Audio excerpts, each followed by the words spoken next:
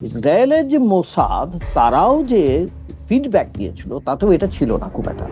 আরেকটা জিনিস ভাবতে হচ্ছে, কে ভাবাচ্ছে ওকে, ওনার পাশে কে অ্যাডভাইজার আছে, উই ডু নট নো।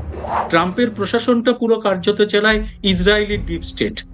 একটা নতুন ধরনের নিউ ওয়ার্ল্ড অর্ডার তৈরি হচ্ছে, নতুন ধরনের। তাতে দেখো শি জিনপিং এটাকে আদৌ খুব একটা গুরুত্ব দিলেন না, কারণ তিনি বরং অন্যদিকে কথাটাকে ঘুরিয়ে দিলেন। এবারে নেতনিয়াহু যদি যুদ্ধটাকে প্রলং না করতে পারেন, তাহলে তার পক্ষেও খুব মুশকিল। এই যে মধ্যপ্রাচ্যের যে অশান্তিটা, আগুনটা, এটা এসকেলেটেড হয়ে গেছে, আবার বেড়ে যাচ্ছে। ঠিক ঠিক। এই বেড়ে যাওয়ার ফলে সৌদিতে প্রায় 8,000 সেনা পাঠাচ্ছে, যুদ্ধ বিমান এবং 8,000 সেনা। এটা এর থেকে কি মনে হচ্ছে যে এই যুদ্ধবিরতি শেষ হয়ে গেল? এই যে প্রধানমন্ত্রী নরেন্দ্র মোদী যখন বিদেশে গেলেন, বিদেশ সফরের প্রাক্কালে তিনি যে যে কথাগুলো বললেন, very very very significant. PM Modi তিনি একটা খুব বড় সতর্ক বার্তা দিয়েছেন ভারতবাসীদের উদ্দেশ্যে যে ভারতের ক্ষেত্রে আমি বলছি, ভারতে যদি আসো, ভারতেও তিনটে ঘটনাই কিন্তু খুব গুরুত্বপূর্ণ এই আগামী দিনে।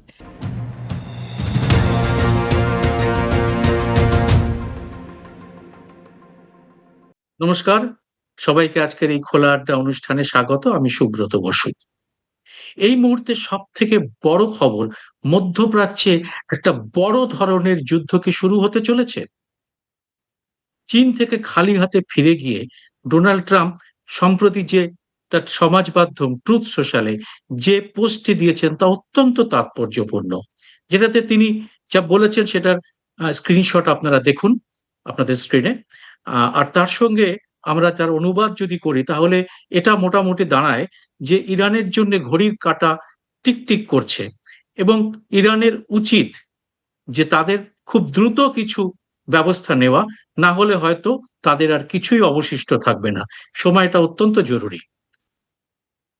এর মধ্যেই একটা বড়সড় পরমাণু কেন্দ্রের উপরে, যে যে পরমাণু কেন্দ্রটি আহ সংযুক্ত আরব শাহীর সব থেকে বড় পরমাণু বিদ্যুৎ কেন্দ্র, যার প্রায় 25% আমির শাহীর বিদ্যুৎ সেখান থেকে সরবরাহ করা হয়, সেখানে একটি বড় ধরনের ড্রোন হামলা হয়েছে। সেই ড্রোন হামলাটিতে কেউ হতাহত হয়নি, বিদ্যুৎ কেন্দ্রের হয়তো ক্ষতি হয়নি, কিন্তু সেটা গোটা বিশ্ব জুড়ে কিন্তু শোরগোল ফেলে দিয়েছে।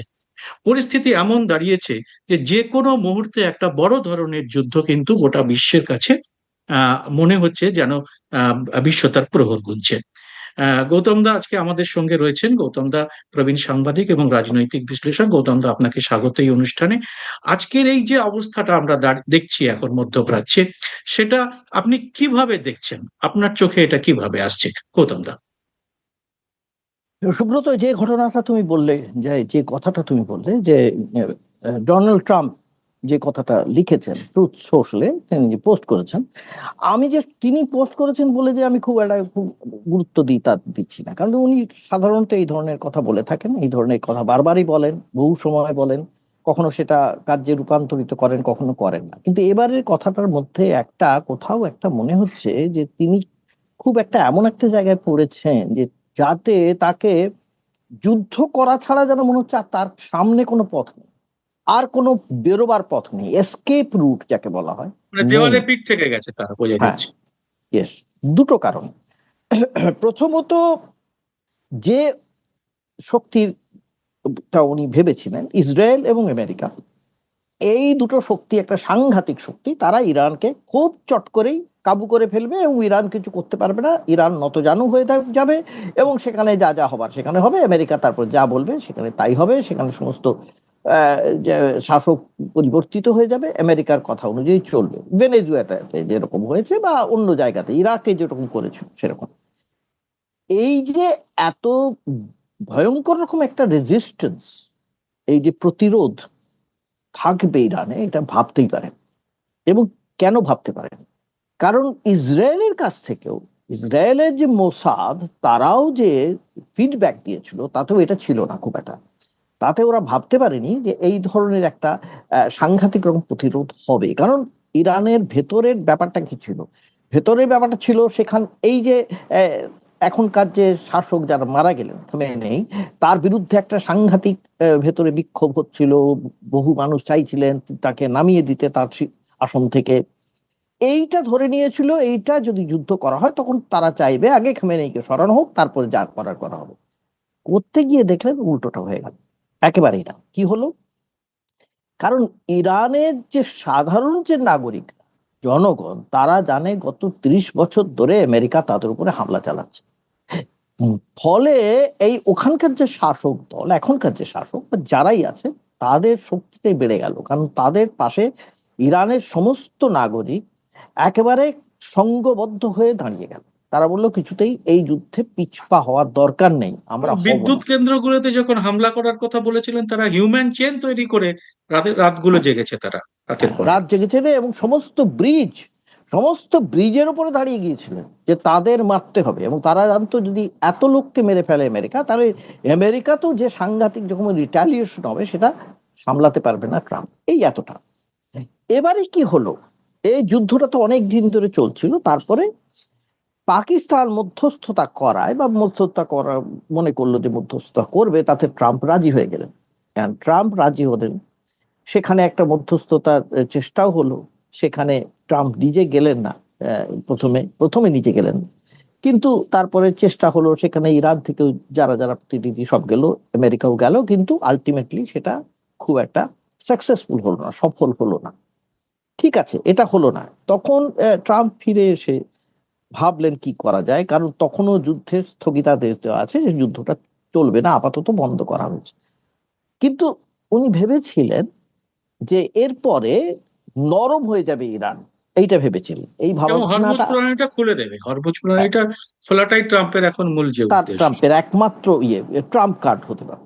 ভেবেছিলেন খুলে দেবে এবং আস্তে আস্তে জিনিসটা নর্মালাইজ হয়ে যাবে, এবং তিনি নিজের দেশে খুব অন্তত বলতে পারবেন যে আমি যুদ্ধ বন্ধ করেছি এবং আমি নোবেল পুরস্কার পেতে পারি, যা যা বলে না। হুম। কিন্তু সেটা হলো না। সেটা হলো না যখন, তখন দেখো, তখন ওনাকে আরেকটা জিনিস ভাবতে হচ্ছে। কে ভাবাচ্ছে ওকে, ওনাকে, ওনার পাশে কে অ্যাডভাইজার আছে, উই ডু নট নো। কারণ কারুকেই ঠিক ধরি না। পিট হেগসওয়ার্থ যে যুদ্ধ নিয়ে যে ওনার সহকারী আছেন, তিনি যে একজন ছিলেন ফ্ল্যামবয়েন্ট একজন অ্যাঙ্কার ছিলেন, আমরা জানি অনেকে যে অ্যাঙ্কার ছিলেন, সেখানে এসেছেন তিনি যুদ্ধ সম্পর্কে বা এই গ্লোবাল পলিটিক্স, ভূ রাজনৈতিক বিষয়ে তার কতখানি জ্ঞান আছে, কিভাবে তিনি করেছেন এর আগে কাজ, নোবডি নোজ। কাজে তারা যদি তাকে পরামর্শ দেন, তাহলে কি পরামর্শ হবে বোঝাই যাচ্ছে। উনি অন্তত একটা ভাবলেন। ছোট্ট এই প্রসঙ্গেই বলি যে একটা একটা দুর্জনেরা বলে, এবং কিছু সংবাদপত্রে এ নিয়ে হুম, রিপোর্টও হয়েছে, যে ট্রাম্পের প্রশাসনটা পুরো কার্যত চালায় ইসরায়েলি ডিপ স্টেট। হ্যাঁ হ্যাঁ হ্যাঁ এরকম হ্যাঁ একটা হ্যাঁ, অভিযোগ এটা কিন্তু এটা আছে। এটা বলা হয়, এটা বলা হয়, এটা ঠিকই তো, হ্যাঁ। এক্স্যাক্টলি এটা বলা হয়। তার তার পেছনে আরেকটা কারণও আছে, সেটা পরে জানি আমরা, সেটা পরে আসবো। এপস্টিন নিয়ে, এপস্টিনের ব্যাপারেও ব্ল্যাকমেল করা হয় কিরকম ভাবে, এরকম ধরনের হ্যাঁ। কথা বলা হয়। সেখানেও যাই হোক। এপস্টিনকে বলা হয়েছে মোসাদের এজেন্ট হিসেবে হ্যাঁ কাজ হ্যাঁ করতেন। হ্যাঁ হ্যাঁ। হ্যাঁ, কারণ এপস্টিন এইবারে নিজেও দেখো, ইহুদি ছিলেন। হুম। হ্যাঁ হ্যাঁ। নিচ্ছিলেন। এবারে কি হলো, এই যে সারা পৃথিবীতে, এটা আমরা আগে আলোচনা করেছি আমাদের অন্য এপিসোডে, আমি বলেছি যে পৃথিবীতে এখন কিন্তু এক মেরু বা দ্বিমেরু যাকে বলে, ইউনিপোলার বা বাইপোলার কিন্তু নয়, পৃথিবীটা এখন মাল্টিপোলার হয়ে যাচ্ছে।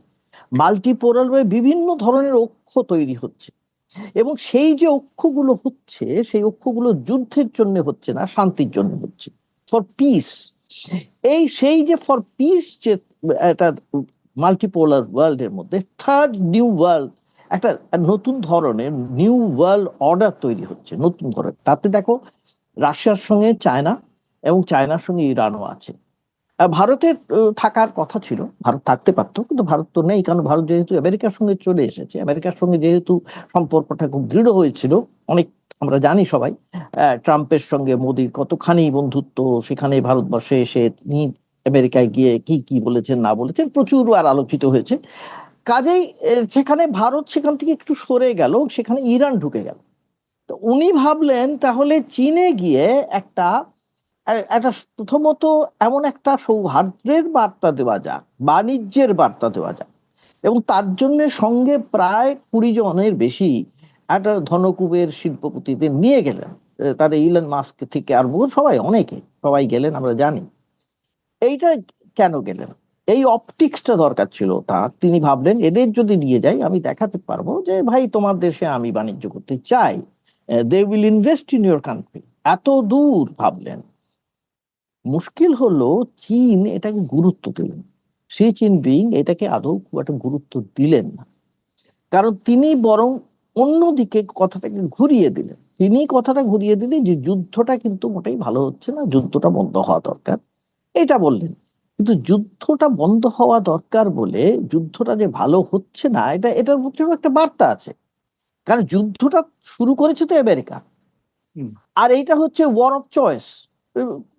যেটা হয়েছে নিজে ইচ্ছে হচ্ছে আমি যুদ্ধ শুরু করেছি, আমাকে ইসরায়েল বলেছে আমি যুদ্ধ শুরু করে দিয়েছি। এইটা যে চীন খুব একটা মেনে নিচ্ছে না, কাজে কি চীনে তার কার্যত বিশেষ কিছুই লাভ হলো না। বরং চীনের একটা লাভ হলো। চীনের লাভ হলো যে আমেরিকান প্রেসিডেন্ট সমস্ত তার দলবল নিয়ে চীনে গিয়ে বৈঠক করতে গেলেন, চীন এলো না কিন্তু আমেরিকায়। এইটা কিন্তু একটা ভীষণ রকমের চীনের একটা কোনো জায়গায় লাভ হলো। এইবারে যখন ফিরে এলেন, দেখো এমনিতে ওনার অ্যাপ্রুভাল রেটিং রেগুলারলি দেশে কমছে, ভীষণ কমছে হ্যাঁ, এবং চীন অ্যাপ্রুভাল থেকে রেটিং। ফিরে আসার পরে দেশীয় আমেরিকান সংবাদ মাধ্যমে তার তীব্র সমালোচনা হয়েছে যে তিনি নতমস্তক হয়ে চীনে গিয়ে ফিরেছেন, হ্যাঁ চীনের ফিরেছেন। প্রশংসা করে এসেছেন, গ্রেট বলেছেন শি জিনপিং কে, চীনকে হ্যাঁ, বিউটিফুল কান্ট্রি বলেছেন, যা কোনোদিন কোনো আমেরিকান প্রেসিডেন্ট বলেনি। তো প্রবল বলেন। সমালোচনার মুখে পড়েছেন তিনি। তারপরেই এই এবং ট্রুথ ঠিক সোশ্যালে লেখা, ইয়েস, যেটা আপনি এবং আপনি যেটা দিয়ে শুরু। হ্যাঁ, এক্স্যাক্টলি তিনি অ্যাপ্রুভাল রেটিংটা প্রচন্ড কমছে। এবং তারপরেই তিনি কিন্তু তার সঙ্গে কথা হলো নেতনিয়াহু। নেতনিয়াহু তখন বললেন এর যুদ্ধটা করতে হবে, শেষ যুদ্ধ আর কি, অ্যাজ ইফ এটা লাস্ট ওয়ার, এটা করতেই হবে। বলার পরে তিনি এই ট্রুথ সোর্সারে এটা দিয়েছেন, এই যে আমরা পোস্টটা দেখেছি, টুইটটা করেছি, সেটা করেছেন। এবারে দুটো জিনিস আছে খুব ইম্পর্টেন্ট। একটা হচ্ছে আমেরিকাতে এই যে একটা আমেরিকার নিজস্ব যে মিড টার্ম ইলেকশন আছে, আমরা জানি নভেম্বরে ইলেকশন আছে। আবার ইসরায়েলও ইলেকশন হবার কথা আছে, এবং সেখানে বলা হয়েছে এই যে এখনকার যে পার্লামেন্ট যাকে বলে ওরা, সেটাকে ডিসলভ করে দেওয়ার কথা বলা হয়েছে। সেইটাকেও নেতনিয়াহু তো যদি সেখানে সেটাকে, বিরোধী দুটো দল একসঙ্গে মার্চ করে গেছে, বিলীন হয়ে গেছে অপারেশন নেতানিয়াহুর বিরুদ্ধে। এবারে নেতনিয়াহু যদি যুদ্ধটাকে প্রলং করেন, না করতে পারেন, তাহলে তার পক্ষেও খুব মুশকিল। কাজে তিনিও চাইবেন, আমি এর আগে আমরা বলেছিলাম কেন তিনি যুদ্ধটাকে প্রলং করতে যান, তাকে তো একটা কিছু দেখাতে হবে। এত টাকা, এত ক্ষয়ক্ষতি হয়েছে, দেশের লোকের সেনারা এত মারা গিয়েছে, সেখানে সেনাদের বিরুদ্ধে কেউ নয়, আমেরিকাতেও নয়, ইসরায়েলও নয়, সেনাদের বিরুদ্ধে কেউ নয়, কিন্তু মাথায় যারা আছে তাদের বিরুদ্ধে সবাই হয়ে আছে। এমনকি নেতনিয়াহুর বিরুদ্ধেও আছে, আবার আমেরিকান প্রেসিডেন্সির বিরুদ্ধে আছে। কাজে তাদের এখন দেখছেন কি করে নিজস্ব অ্যাপ্রুভাল রেটিংটাকে আবার ঠিক রাখা যায়। যুদ্ধ করতে হবে এই জন্য। কিন্তু এর ফলে কি হয়েছে, যে এর ফলে যেটা একটা সাংঘাতিক একটা, তুমি যেটা আমরা যেটা পরে বলছি যে ঘটনাগুলো তুমি বললে, যুদ্ধের যে প্রারম্ভিক একটা মানে যা যা চেহারা, সেটা আমরা ইতিমধ্যে আবার দেখতে পাচ্ছি। এই যে সৌদি আরবিয়ার যেটা আমরা এই আরব এমিরেটস হ্যাঁ, উপরে, ইউএই তে, হ্যাঁ, ইউনাইটেড আরব। ইউএইর উপরে একেবারে প্রায় নিউক্লিয়ার প্লান্টের গায়ে যে বিস্ফোরণ হয়েছে, তিনটে ড্রোন অ্যাটাক হয়েছিল, দুটোকে ওরা নিষ্ক্রিয় করতে পেরেছে। আর একটা তৃতীয় পারেনি। যে ড্রোন অ্যাটাকটা, সেটা তাদের জেনারেটর, তাদের বলা হচ্ছে তাদের জেনারেটরে গিয়ে ইয়ে হ্যাঁ, করেছে, তার তার ভয়ঙ্কর একটা ইয়ে কিন্তু হয়েছে। হুম। আচ্ছা কিন্তু এবারে, হতাহত হয়নি, এবং হুম, পরমাণু কেন্দ্রটির কোনো হুম, তেজস্ক্রিয় বিকিরণের একটা আশঙ্কা ছিল, কিন্তু সেটা হুম। হয়নি বলেই এখনো পর্যন্ত জানা যাচ্ছে। হ্যাঁ, এবারে এটা কে করেছে, এটাই ইম্পর্টেন্ট, যে কে করেছে হ্যাঁ, এটা। সেটা এখনো পর্যন্ত কেউ এটা স্বীকার করেনি তাই। কেউ কেউ অনেকে বলছে ইয়েমেনের হুতিরা করেছে, এরকম একটা ধরনের হ্যাঁ, করা হ্যাঁ, হচ্ছে, ধরা হচ্ছে যে ইয়েমেনের হুতিরা এটা আক্রমণ করতে পারে, যেই করে থাকুক, আক্রমণটা হয়েছে। এবং অন্যদিকে এমনকি সৌদি আরবিয়াও, সেও কিন্তু যা হোক তিনখানা ড্রোনকে তারা নামাতে হয়েছে। তারা ভেবেছে যে মানে অন্য জায়গায় তার মানে এটা চলছে। এই এই যে মধ্যপ্রাচ্যের যে অশান্তিটা, আগুনটা, এটা এসকেলেটেড হয়ে গেছে, আবার বেড়ে গেছে, বেড়ে যাচ্ছে। ঠিক, ঠিক, ঠিক।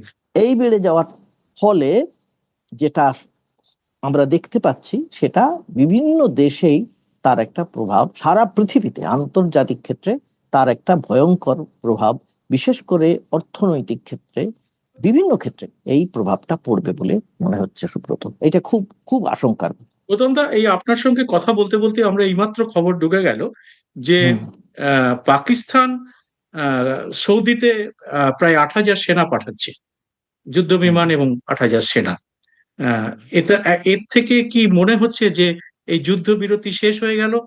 যেটা আগে ট্রাম্প বলেছিলেন যে যুদ্ধবিরতিটা কার্যত ভেন্টিলেশনে আছে, তো সেটা কি সত্যিই তাই হয়ে গেল? এবার আবার কি যুদ্ধ শুরু হতে চলেছে? এবং সেই যুদ্ধের যদি হয় তাহলে তার পরিণতি কি হতে পারে আমাদের দেশের এবং আমাদের এই উপমহাদেশের ক্ষেত্রে? এটা যদি একটু আপনি একটু এটা এই বিষয়টা আলোচনা করেন। দেখো, তুমি যেটা বলছো এটা যে পাকিস্তান যেটা সৌদিতে পাঠানো, ওদের এটা একটা এগ্রিমেন্ট আছে। এগ্রিমেন্ট এগ্রিমেন্টটা আছে? তো আগে হয়েছে, এগ্রিমেন্ট আছে, সেই এগ্রিমেন্ট মানে অনুযায়ী এটাই ওদের পাঠানোর সৌদির কথা উপরে ছিল। আক্রমণের যে হামলাটা যেই করে থাকুক তার হ্যাঁ, যে প্রেক্ষিতে করতে, বোধহয় এই ব্যবস্থাটা নেওয়া হবে। হ্যাঁ সেটা ওদের একটা এগ্রিমেন্ট আছে, সেই অনুযায়ী সেটা ওরা করতেই পারে এবং করবেও।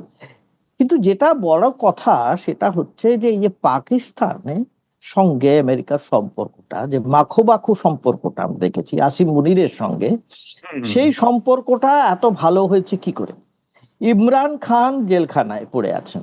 ইমরান খান চাইছিলেন, এটা অনেকেই জানি, আবার পরে বেরিয়েও এসেছে, এমনকি হ্যাঁ, এটা নিয়ে সংসদের আমরা একটা অনুষ্ঠানও আগে। করেছি আমি হ্যাঁ, হ্যাঁ, নিজে। তো হ্যাঁ। তো ইমরান খানের যারা সহযোগী তারা পরিষ্কার ওই পার্লামেন্টে ওখানে বলেওছেন যে আমেরিকার সঙ্গে সম্পর্ক ছেড়ে দিয়ে তারা একটা ইন্ডিপেন্ডেন্ট, একটা স্বাধীন একটা বৈদেশিক নীতি প্রণয়ন করতে চাইছিলেন। সেটা আমেরিকার পছন্দ হয়নি, এই ধরনের একটা কথা আছে। ফলে কি হয়েছে, এখন যে শাসক, সেই শাসকের সঙ্গে আমেরিকা যা বলছে সেটাই তারা করতে হচ্ছে এবং সেটা করছে। এবারে যদি তুমি যেটা বলছি, মানে আমরা যেটা বলছি যে যুদ্ধের কথা কেন বলছি, এই যে যদি এত বড় ঘটনা ঘটে থাকে, আমরা যেটা জানছি পরে, সেটা হয় কি কূটনৈতিক ক্ষেত্রে স্তরে অনেক আগেই জানাজানি হয়েছে, বেশ কিছু আগে। এই যে প্রধানমন্ত্রী নরেন্দ্র মোদী যখন বিদেশে গেলেন, বিদেশ সফরের প্রাক্কালে তিনি যে যে কথাগুলো বললেন, ভেরি ভেরি ভেরি সিগনিফিকেন্ট বলে গেলেন, আমরা জানি, শুনেছি আমরা সবাই, কিন্তু যতটা গুরুত্ব দিয়ে শোনার হয়তো আমরা সেভাবে গুরুত্ব দিচ্ছি না বা ব্যাখ্যা করছি না। তিনি বললেন তেল জ্বালানি কমাতে হবে, ব্যবহার কমাতে হবে, বাড়ি থেকে কাজ করতে হবে যতটা বেশি সম্ভব। তিনি বললেন সোনা আপনারা কিনবেন না এখন, কেনা চলবে না 1 বছর। তিনি বললেন জাল, বাড়ির যে তেল, রান্না করা তেল ব্যবহার কম করুন, এই ভোজ্য তেল সমস্ত। খুব। হুম, হ্যাঁ, এবং কি সারের ব্যবহার তিনি খুব খুব সূক্ষ্মভাবে বললেন, সারের ব্যবহার আমাদের করতে হবে কেন, কেমিক্যাল ফার্টিলাইজার আমরা কেন ব্যবহার করব এত। হুম। এই সবকটাই কিন্তু এই মধ্যপ্রাচ্যের কিন্তু দিক চেয়েই বলা। তা আমরা এখনো জানি না যে ভারতের কি পজিশন আছে জ্বালানি তেল সম্পর্কে, কিন্তু আমরা জানি ইলেকশনের পরেই যে জ্বালানি তেলের দামটা কিরকম বেড়ে গেছে। পেট্রোলের দামও বেড়েছে এবং ডিজেলের দামও বেড়েছে। পেট্রোলের দাম বাড়লে তাও ঠিক আছে সুব্রত, পেট্রোলের দাম বাড়লে কি আছে, ব্যক্তিগত ক্ষেত্রে, সংস্থার ক্ষেত্রে তারা কেউ ব্যবহার করবে, কেউ করবে না, পাবলিক বাসে যাবে, ঠিক আছে। ডিজেল, ডিজেল বাড়ার মানেই হচ্ছে সমস্ত পণ্যের দাম বেড়ে যাওয়া, এবং সমস্ত চাষের পণ্যের দাম, খরচ, এবং চাষের খরচ। এবং চাষের খরচ সবকটাই বেড়ে যাওয়া, ভীষণ রকম বেড়ে যাওয়া। এই যদি বেড়ে যায়, যা অবস্থা এখন আছে ভারতের, সেটা যদি আরো খারাপ হয়, এবং সে- সেটা হলে আমার সবচেয়ে চিন্তা এর পরে, কারণ অলরেডি আমি দেখছি এই ব্যারেলের দাম বোধহয় সম্ভবত ব্রেন্ট ক্রুড, সেটা বোধহয় $111 হয়ে গেছে পার হ্যাঁ, ব্যারেল। হ্যাঁ, হ্যাঁ, 107 থেকে 111 চলছে। এবং টাকার দামের সঙ্গে ডলারের যে বিনিময় মূল্য, সে অসম্ভব ভাবে, সে 96 পার হয়ে গেছে। মানে হ্যাঁ, 100 হওয়া খালি সময়ের অপেক্ষা। কিন্তু তার চেয়েও গুরুত্বপূর্ণ কথা হচ্ছে, গৌতম দা, মাত্র কয়েক ঘন্টা আগেই পিএম মোদি তিনি একটা খুব বড় সতর্ক বার্তা দিয়েছেন ভারতবাসীদের উদ্দেশ্যে, যে রিটার্ন অফ ম্যাসিভ প্রভার্টি হতে পারে। ম্যাসিভ প্রভার্টি কথাটা হ্যাঁ, এইটাই যে আবার বলছিলাম। ফেরত আসতে পারবে একটা এইটা এইটা ভয়াবহ এই- একটা এই- এটা গরিবী। এটা কিছু, এটা কিছু আগে হয়তো টুইট হয়েছে, কিন্তু এর আগেই উনি বলেছেন, এবং এটা হয়েছে অন্তত সম্ভবত 48 ঘন্টার আগে বলেছেন, হুম, হুম, হুম। Return of massive poverty. এবং বলেছেন সেটা আগামী 1 দশকে পর্যন্ত কিভাবে চলবে তাই নিয়ে উনি খুব দুশ্চিন্তাগ্রস্ত বলে মনে হয়েছে। ও অন্তত যাই হোক, দুশ্চিন্তাগ্রস্ত তিনি যদি নাও হন, দেশের লোককে, দেশবাসীকে তিনি সতর্ক বার্তাটা দিয়েছেন। এবারে আমার মানে বক্তব্য, দেশের লোককে দুশ্চিন্তাগ্রস্ত করার পক্ষে যথেষ্ট। হ্যাঁ, পক্ষে যথেষ্ট, যথেষ্ট। কাজেই এখানে আমার চিন্তা হচ্ছে যে এই সাধারণ দুটো জায়গায়, একটা হচ্ছে নিম্নবিত্ত, একটা হচ্ছে মধ্যবিত্ত, একটা উচ্চবিত্ত। আমাদের উচ্চবিত্ত যারা, যারা সত্যি উচ্চবিত্ত, অনেক উচ্চবিত্ত, আমি জানি তাদের ক্ষেত্রে এটা খুব একটা ম্যাটার করে না, কারণ তাদের কাছে এতই অর্থ আছে, এত বৈভব, এত ঐশ্বর্য আছে, এটা কোনো একটা ম্যাটার করে না। কিন্তু ঠিক তারপরের লেভেলে যে মধ্যবিত্ত এবং নিম্নবিত্ত, মধ্যবিত্তের কি কি হয়, তারা তো এই ওয়েলফেয়ার মেজার্স যেগুলো আছে মোটামুটি সেগুলো পায় না। নিম্নবিত্তকে তাহলে ওই ওয়েলফেয়ার মেজার্সের উপর বসে থাকতে হবে, নাম্বার ওয়ান। আর মধ্যবিত্ত নিজে কি, মানে চাকরির বাজার কি হবে, মানে রোজগার কি হবে, আয় কি হবে, এবং সেখানে সংসার চলবে কিনা, কি করে যাতায়াত করবে, সব মিলিয়ে। এবং নিম্নবিত্তদের ক্ষেত্রে সরকারের ভাড়ারে যদি সত্যি টান পড়ে যায়, তাহলে এই মেজার্স গুলো কতদিন টানতে পারবে সরকার, বা টানতে চাইবে কোষাগারে যদি টান পড়ে যায় ভীষণ রকম, এই দুশ্চিন্তাটা কিন্তু সব, মানে ভীষণ ভাবে মানুষের মনের চলে আসবে এখন যদি এটা চলতে থাকে। আমরা আশা করব যে এটা মিটে যাক, আমরা আশা করব যে এই জিনিসটা আর যেন বেশি এসকেলেটেড না হয়, বেশি বেড়ে না যায়, সমস্ত জিনিসটা স্বাভাবিক হয়ে যায়, নর্মাল হয়ে যায়। কিন্তু সেটা হবে বলে মনে হচ্ছে না, শুধু ওই ট্রাম্পের টুইটের পরে। প্রধানমন্ত্রী বলার পরে সতর্ক হয়েছে অনেকেই, আমরা জানি বেশ কিছু জায়গায় কিছু কিছু সতর্ক হয়েছে, যদিও এই অনেকে নিজস্ব যে বিভিন্ন ক্যাভালকেড, কনভয়ের গাড়ি ফাড়ি কমিয়েছেন, তাতে তো খুব একটা ইম্প্যাক্ট হয় না, এটা আর কতটুকু, সেটা বড় কথা না। বড় কথা হচ্ছে বড় বড় পরিবহন, সমস্ত পরিবহন, এবং বড় বড় পরিবহন মানে ডিজেলটা কি করে কমবে, এইটা একটা মস্ত বড় ব্যাপার।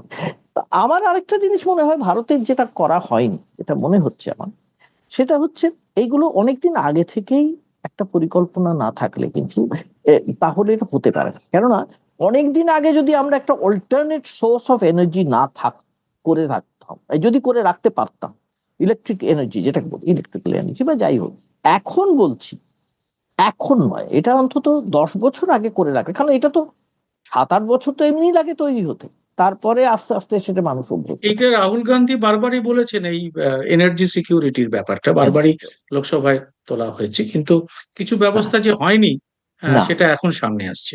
হ্যাঁ, তার কারণ হচ্ছে রাহুল গান্ধীকে বরাবরই যেটা তুচ্ছ তাচ্ছিল্য করা হয়েছে, বরাবরই শাসক দল করেছে, বিজেপি বরাবরই করেছে, কারণ এবং বরাবর মোদীকে বিশ্বগুরু বলা হয়েছে, বুজুর্গ বলা হয়েছে, তিনি যা বলেন এটা এটা তার একটা জনপ্রিয়তায় তো কোনো ঘাটতি নেই, প্রচুর জনপ্রিয়। কিন্তু সবচেয়ে বড় কথা, যে যে কথাটা রাহুল বলছেন সেই কথাটা কতটা যুক্তিসঙ্গত সেটাও কেউ ভেবে দেখেন। কারা ভেবে দেখেননি আমি এটা ভাবছি, বিজেপির মধ্যে যারা ইকোনমিক অ্যাডভাইসার্স, তারা কি ভেবে দেখেননি? কেন তারা ভাবলেন না? নাকি তারা ভাবলেন যে যেমন করে হোক শাসকের মাথায় যারা আছে তাদের তুষ্ট করলেই কাজ হয়ে যাবে? তা তো হয় না, মানে তাকে তো ঠিক জিনিসটা ঠিক জায়গায় বোঝাতে হয়, ভবিষ্যৎ পরিকল্পনা। এইটা আমার মনে হচ্ছে, কারণ দেখো ভারতবর্ষে তুমি যদি বলো এই মুহূর্তে আমাদের অপশন কি আছে, কি অপশন ছিল, দুটো জায়গা ছিল, একটা ছিল ট্যুরিজম, আরেকটা ছিল রিয়েল এস্টেট। এই তো ব্যবসার ব্যাপার। আমাদের আইটি কোনো সেক্টর নয়, আইটিতে আমরা কিচ্ছু করতে পারি, আইটিতে আমাদের কিছু কোডিং ফোডিংও করেছি সম্পূর্ণ, আইটিতে এখানে কোনো ফেসবুক করতে পারিনি, গুগলও করতে পারিনি, আমরা কিছু এইসব কিচ্ছু করতে পারিনি, আমাদের কিছু হয়নি ও সমস্ত। আইটিতে আমরা কিছু কোডিং ফোডিং এই সমস্ত করা হয়, সফটওয়্যার কিছু কিছু তৈরি করে, এখানে বলা হয় সেরকম ধরনের তৈরি করে দেওয়া হয়, সেটা করা হয়। সেই ধরনের এটা কাইন্ড অফ সার্ভিস সেক্টর, একটু বড় মাপের সার্ভিস সেক্টর, বেশ। বিশেষ করে এখন যে আধুনিকতম প্রযুক্তি এআইতে হ্যাঁ, আমাদের দেশের হুম, কোনো স্টেক নেই প্রায় বলা যায়। কোনো স্টেক নেই, যেটা, কোনো স্টেক হ্যাঁ, নেই। এটা নিয়ে এটাও রাহুল গান্ধী বলেছিল। হ্যাঁ, এআই এটাও নিয়ে বলছেন। এটাও রাহুল হ্যাঁ, গান্ধী বলেছিল যে এখন আহ, এখন হায়দ্রাবাদে একটা ইনভেস্টমেন্টের কথাও চলছে বড় রকম ভাবে, সে তো হচ্ছে, মানে এটা লাগবে অন্তত 5 থেকে 6 বছর লাগবে তৈরি হতে। কাজে এটা নেই, কাজে বাকি থাকলো দুটো, ট্যুরিজম আর রিয়েল এস্টেট, এর পরিষ্কার। এবারে দেখো ট্যুরিজমের, তো ইতিমধ্যেই ট্যুরিজমে ভীষণ ঘা পড়ে গেল, কারণ এই, হ্যাঁ, বিদেশ থেকে একটা ডলারের সোর্স ছিল ট্যুরিজম, কিন্তু হ্যাঁ, সেখানে আমরা দেখতে পাচ্ছি যে বেশ কয়েকটি বিদেশি দেশ, তার মধ্যে আমেরিকা আছে, কানাডা আছে, জার্মানি আছে, এবং বেশ হুম, কয়েকটা দেশ তারা একদম অ্যাডভাইসারি দিয়ে দিয়েছে যে হুম, ভারতে মহিলারা যেন সোলো ট্রিপ, মানে একা তারা যেন না ভ্রমণ করেন, এবং হুম, তার বিশ্বব্যাপী প্রভাব পড়েছে। এবং হুম ভারতের পর্যটনে যে ডলার যে আসার যে স্রোতটা সেটা হুম যথেষ্ট কমে গেছে। এখন বিদেশিরা ভারতকে এড়িয়ে পর্যটন করতে চাইছে। এটা কিন্তু গত কয়েক বছরে আমাদের এখানে হয়েছে। সেটা যে কোনো কারণেই হোক, তার সেটা ল অ্যান্ড অর্ডার বলবেন, কিন্তু অ্যাডভাইসারিটা তৈরি হয় সাধারণত ক্রাইম রেকর্ডের উপর বেস করে, হ্যাঁ বিশেষ করে মহিলাদের উপর ক্রাইমের। হুম হুম হুম। এবার এটা দেখো, এটা হলো একটা দিক। এবার আরেকটা বাকি থাকলো রিয়েল এস্টেট। রিয়েল এস্টেটে আমাদের টাকা এসেছে, এর আগে আসেনি তা বলবো না। সমস্যা হলো কোথায়, আমাদের যে ডোমেস্টিক যে মার্কেট, যে ডোমেস্টিক যারা যে সমস্ত কোম্পানি, তারাই কার্যত আমাদের আমাদের যে স্টেট গুলোকে কবজা করে বসে আছে। সবাই তো আমরা আমরা জানি, সেই ঠিক। আদানি বলি কি আম্বানি বলি যাই বলি, এরাই কবজা করে বসে আছে। তাহলে ফরেন ডলার আসবে কোথায়? কোথায় এসে আসবে, কোথায় ব্যবহার হবে? সিঙ্গাপুরে তো এইটা আমরা জানি কিভাবে এই রিয়েল এস্টেট করেই সাংঘাতিক ব্যবসা ওরা করেছিল একটা সময়, ভীষণ রকম। কিন্তু আমরা সেই জায়গায় তো আমরা পৌঁছতে পারি। আমার এখন এরপরে যদি এটা একদম আটকে যায়, তাহলে আমাদের দেশের পক্ষে খুব চিন্তার বিষয়, বিশেষ করে অর্থনীতির ক্ষেত্রে। আগামী যেটা যেটা স্বয়ং প্রধানমন্ত্রী এবার বলেছেন, তুমি যেটা বললে এখন, এটা নিজেই বলেছেন, যে এরপরে দারিদ্র যে কোন পর্যায়ে যেতে পারে সেটা কিন্তু ওনার কথা থেকে যদি আমরা আন্দাজ করি, আমি বলছি না যে উনি যেটা বলছেন সবটাই খুব হয়তো সতর্ক বার্তা হিসেবে দিচ্ছেন। Return of massive poverty. এইটা যদি হয় তাহলে তো একটা একটা ভয়ঙ্কর বিপদের সামনে আমরা দাঁড়িয়ে আছি। এটা খুবই খুবই দুশ্চিন্তার, এটা সুব্রত। এবং গৌতম দা, সেখান হ্যাঁ, হ্যাঁ, আপনি বলুন, সেখান থেকে আপনি। বেরোবার সেখান থেকে বেরোবার কোনো পন্থা, পথ কিন্তু রূপরেখা আমরা দেখতে পাচ্ছি না এখনো পর্যন্ত। কেন্দ্রীয় সরকার থেকে সেই রকম কোনো রূপরেখা কিন্তু এখনো জানানো হয়নি, কারণ এখনো পর্যন্ত সামগ্রিকভাবে যদি কোনো আলোচনা করা না হয়, অপোজিশনকে যদি কিছু অপোজিশনকে যদি যাকে বলা হয় কনফিডেন্সে না নেওয়া হয়, তাহলে কখনো সার্বিক ভাবে কোনো চিন্তা ভাবনা একটা ডেমোক্রেসিতে হয় না। এটা মাথায় রাখা উচিত আমাদের শাসক দলের, কেন্দ্রের শাসক দলের। সুব্রত। হ্যাঁ গৌতম দা, আমরা অনুষ্ঠান প্রায় সময় অনেকটাই হয়ে গেছে, প্রায় শেষের দিকে। হুম আমরা আরেকটা গুরুত্বপূর্ণ বিষয়, আবার একটা আন্তর্জাতিক খুব বড় ঘটনা ঘটতে চলেছে। সেটা হচ্ছে যে এই পরিস্থিতিতে যখন ট্রাম্প চীন সফর করে ফিরে গেলেন এবং কার্যত শূন্য হাতে ফিরে গেলেন, ঠিক তারপরেই ঘোষণা করা হলো যে পুতিন, রাশিয়ার প্রেসিডেন্ট, তিনি কিন্তু বেজিং এ যাচ্ছেন, তিনি চীন সফরে হুম যাচ্ছেন। এর হুম। তাৎপর্য কি? এটার কি ইঙ্গিত করছে? এটা আমি আগে তো বলছিলাম, যে এই যে নিউ ওয়ার্ল্ড অর্ডার বলছিলাম, সেই নিউ ওয়ার্ল্ড অর্ডারের মধ্যে এটা কিন্তু একটা পার্ট। কারণ রাশিয়ার সঙ্গে না, চীনের তাহলে সম্পর্ক কি এখন। এইটা কি একটা এই যে আপনি যেটা বলছিলেন যে একটা হুম বাইপোলার বা মাল্টিপোলার তৈরি হুম হবে, হুম এখন হুম এখন একটা জিনিস দেখা যাচ্ছে যে আমেরিকা যে করেই হোক সে কিন্তু ইউএই কে তার পাশে হুম আনতে পেরেছে। মানে হুম আমেরিকা ইসরায়েল যেমন একমাত্র, আর আর তাদের পাশে কেউ ছিল না, প্রায় একঘরে হুম হয়ে গেছিল। এখন হুম তাদের পাশে ইউএই বা আমির আরব শাহী, তারা হুম কিন্তু তাদের সঙ্গে যুক্ত হলো। হুম হুম। এইবার তারা কি ইরানকে বিভিন্নভাবে ঘিরে ফেলবে? ইরান এরকম একটা আশঙ্কা করেই সমস্ত বিশ্বকে তার দিকে, তার যে বন্ধু রাষ্ট্রকে তার দিকে নিয়ে আসার চেষ্টা করছে। এটা কি সেইটারই একটা ইঙ্গিত, এই দেখো এই যে চীন এবং বেজিং এর যে হ্যাঁ মিটিংটা, এই হ্যাঁ তুমি, মিটিংটা যে কিন্তু কিন্তু সমস্যা হচ্ছে এটাই, যে সমস্যা এটাই যে ইতিমধ্যে কিন্তু ইরান ইউএইর এই যে আমেরিকান বেস, প্রচুর বেস, সেখানে প্রচুর আক্রমণ করে অনেক, মানে অনেক কিছু ক্ষতি করে দিয়েছে অনেকটাই।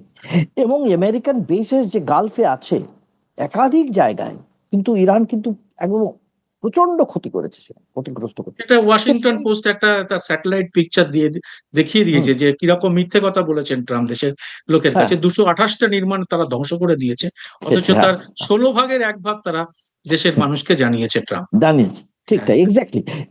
এরপরে কি হয়েছে, এই যে গালফ স্টেট গুলো খুব চট করে যে ইরানের বিরুদ্ধে চলে যাবে, এমন কিন্তু আমি খুব একটা আশা করছি না। মানে বিশেষ করে তারা এইটা এটা ভাববে, করবার আগে তারা ইউএইকে এই 50 বার। দায়িত্বটা দিয়েছে ট্রাম্প যে তুমি হ্যাঁ, ওই গালফ স্টেট গুলোকে একত্রিত হ্যাঁ, করে আমার পক্ষে নিয়ে এসো।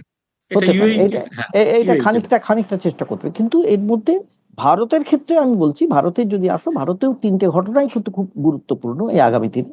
একটা হচ্ছে প্রধানমন্ত্রীর এই ইউএই সফর করে এসেছেন, মানে উনি গেছেন এই সফরে।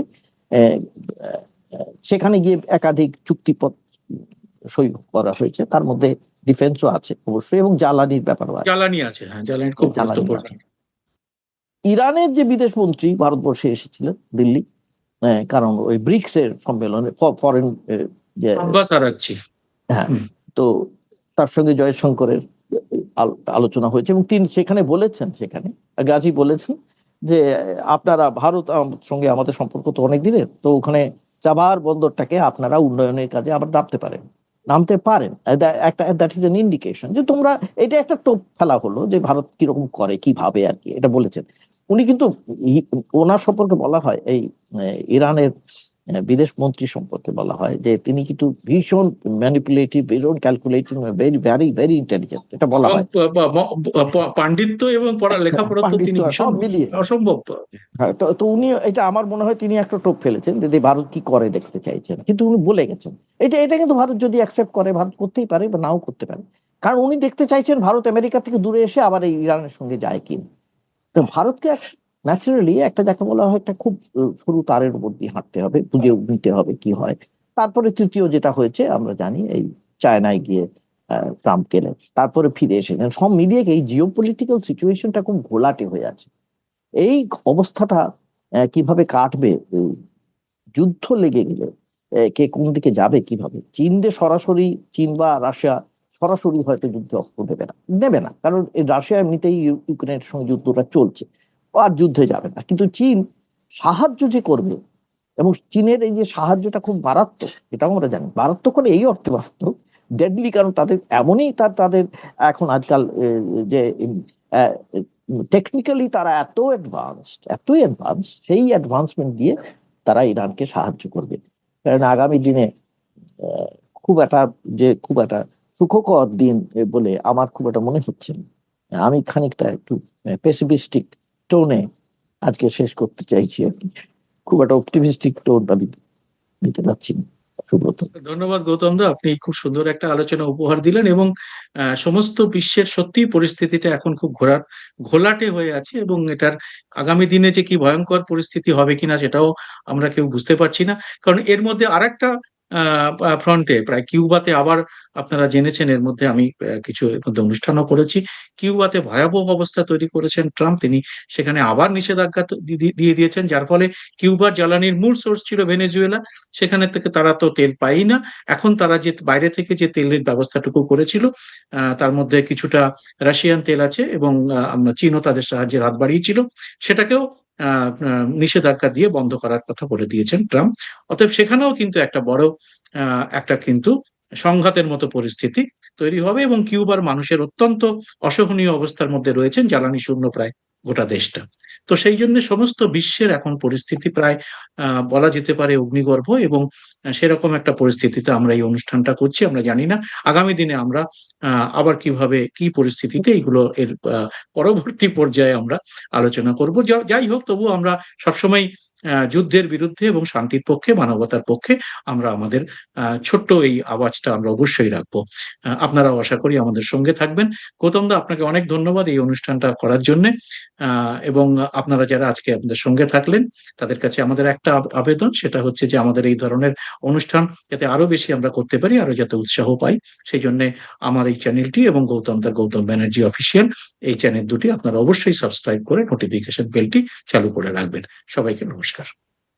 স্বাধীন সাংবাদিকতার পাশে দাঁড়াতে এবং আমার প্রতিটি ভিডিও সবার আগে পেতে মাসে মাত্র ৫৯ টাকা দিয়ে চ্যানেলের মেম্বারশিপ নিতে পারেন। চ্যানেলটি খুলে জয়েন শব্দটিতে ক্লিক করে যে কোনো দেশ থেকেই খুব সহজেই এ কাজ করা যায়। চ্যানেলটি ভালো না লাগলে সহজে মেম্বারশিপ ছেড়েও দিতে পারবেন। যারা এর মধ্যেই মেম্বারশিপ নিয়েছেন তাদের অনেক অনেক ধন্যবাদ। আপনাদের জন্য আলাদা করে ভিডিও তৈরির কাজও খুব শীঘ্রই শুরু করা হবে।